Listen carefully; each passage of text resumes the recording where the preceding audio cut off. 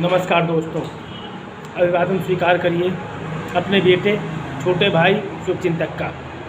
मैं संजय सिंह राणा, राष्ट्रीय अध्यक्ष भारतीय सर्वधर्म पार्टी, अपने इस लाइव प्रोग्राम में आप सभी का हार्दिक स्वागत और अभिनंदन करता हूं। दोस्तों, आज हम बात करेंगे अपनी सत्तारूढ़ पार्टी से, भाजपा से, जिसका नारा है सबका साथ, सबका विकास, सबका विश्वास। बेटी पढ़ाओ, बेटी बचाओ। और इस नारे का हस्त्र गले से नीचे नहीं उतर रहा है।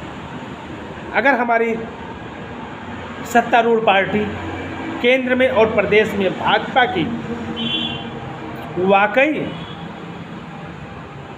उसके चरित्र में, उसकी निष्ठा में, उसकी विचारधारा में या उसकी कार्य प्रणाली में सबका साथ, सबका विश्वास और सबका विकास, बेटी बचाओ, बेटी पढ़ाओ, बेटी बचाओ का नाम मात्र भी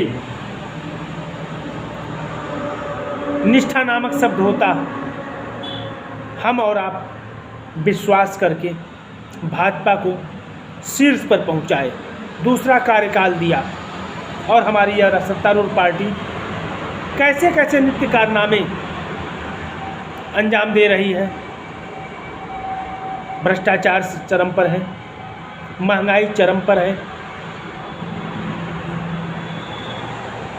आम नागरिकों के अधिकारों का हनन चरम पर है, प्रशासनिक विभागों में सुनवाई नहीं हो रही है, थानों में हमारा उत्पीड़न हो रहा है, IGRS पर हमें झूठी आख्या लिखाकर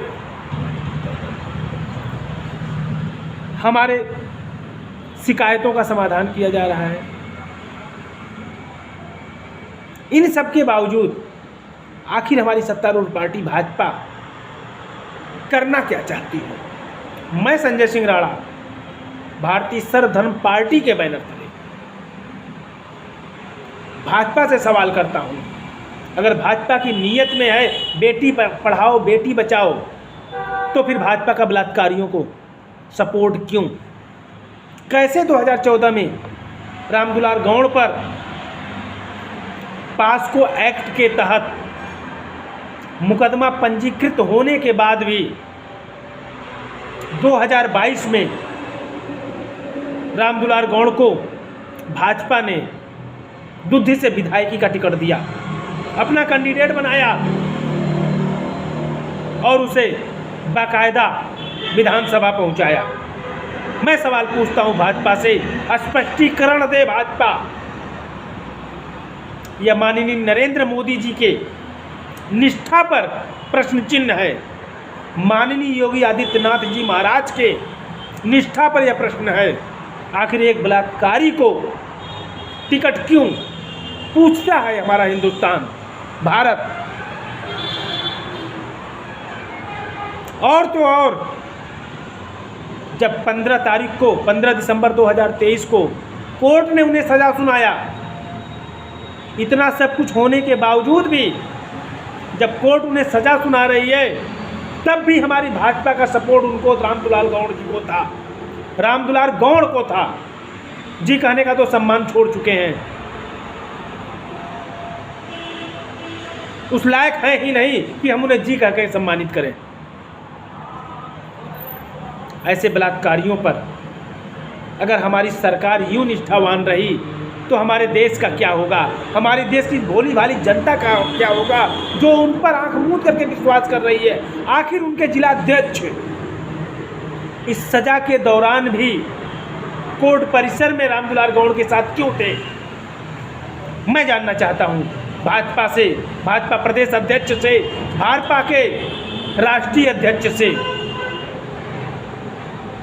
JP नड्डा जी से मैं जानना चाहता हूं, आखिर यह कैसा सबका साथ, सबका विकास और सबका विश्वास, बेटी पढ़ाओ, बेटी बचाओ,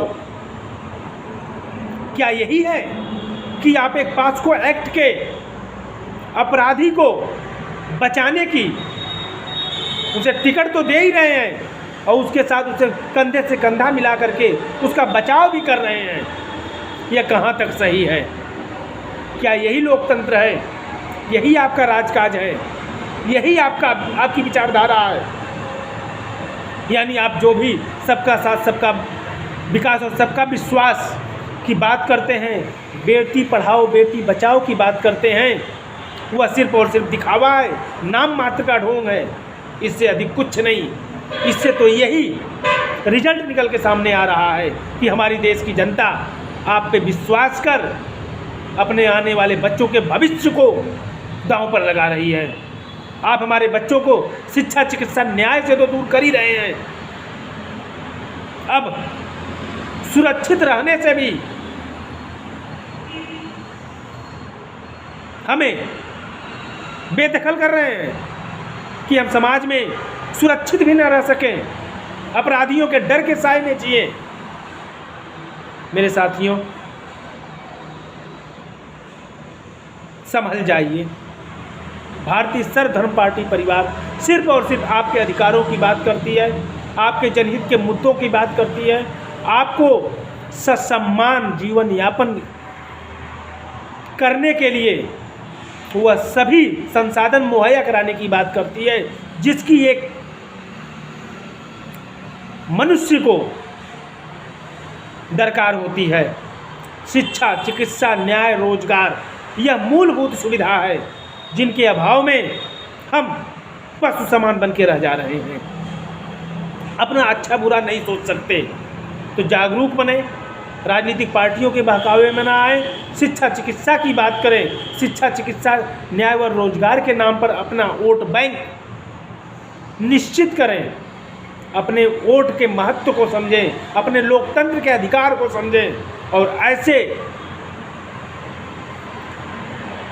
मुंह में राम बगल में छुरी करने वालों से सावधान रहें मेरे साथियों, क्योंकि ये बच्चे आपके भविष्य हैं, आपकी जिम्मेदारी है। आपके बच्चे आपके भरोसे अपने भविष्य को तय करेंगे, इन राजनेताओं के भरोसे नहीं। जागरूक बनिए, सुरक्षित रहिए। जय हिंद, जय भारत।